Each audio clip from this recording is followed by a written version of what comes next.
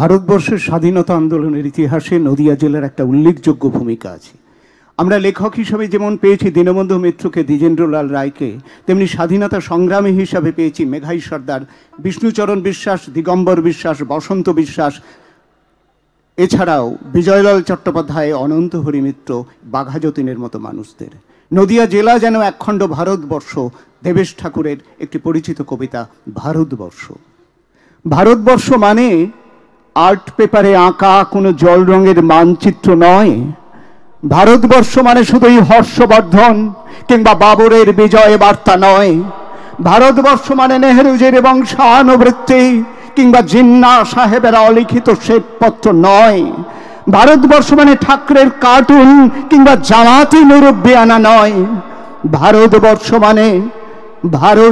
মানে এক ভালোবাসা, তোমার আমার, শব্দের, সঙ্গীতের, আকাশের, মাটির। আমাদের প্রাইমারি স্কুলের কলু খাঁ সাহেব সাদা ধপধপে দাড়ি, মাথায় ফেজ ড্রিল করাতেন আমাদের। অ্যাটেনশন, ডান বা ডান বা ডান বা ডান বা। সস্নেহে সতর্ক করতেন, বাবা সকল পার হাত মিলিয়ে মিলিয়ে ফেলো, মিলিয়ে মিলিয়ে ফেলো।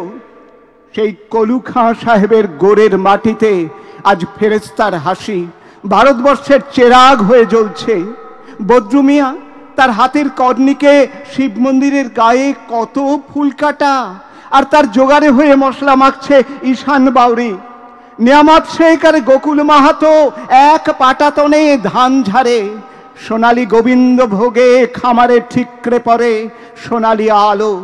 পরাণ মাঝি দাঁড় টানত যুবতী গঙ্গায়, বৈঠা ধরত হোসে নুর মিয়া। সামলে চলো মাঝি, সামুতে কাঁচা খাগির গান, ঘূর্ণি জলার ঘাট আর চোরাবালির চর, সামলে চলো।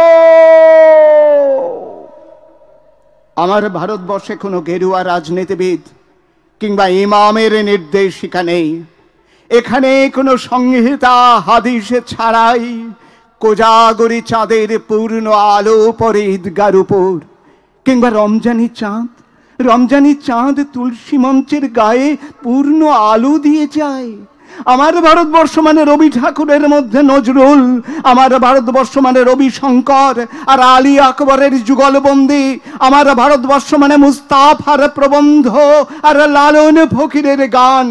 আমার ভারতবর্ষ আমি শুনেছি মোহাম্মদ রফির সঙ্গে লতার ডুয়েট, দেখেছি পাল্লা দিয়ে আজহারউদ্দিনের সঙ্গে সচিনের দৌড়, খেলার মাঠের প্রান্তে দাঁড়িয়ে শুনেছি বিজয়ন, আকিল, কুলজিৎ, মাঠটাকে আরো বড় কর, মাঠ দিন দিন ছোট হয়ে যাচ্ছে, মাঠটাকে আরো বড় করা দরকার, অনেক অনেক বড়, অনেক অনেক বড়।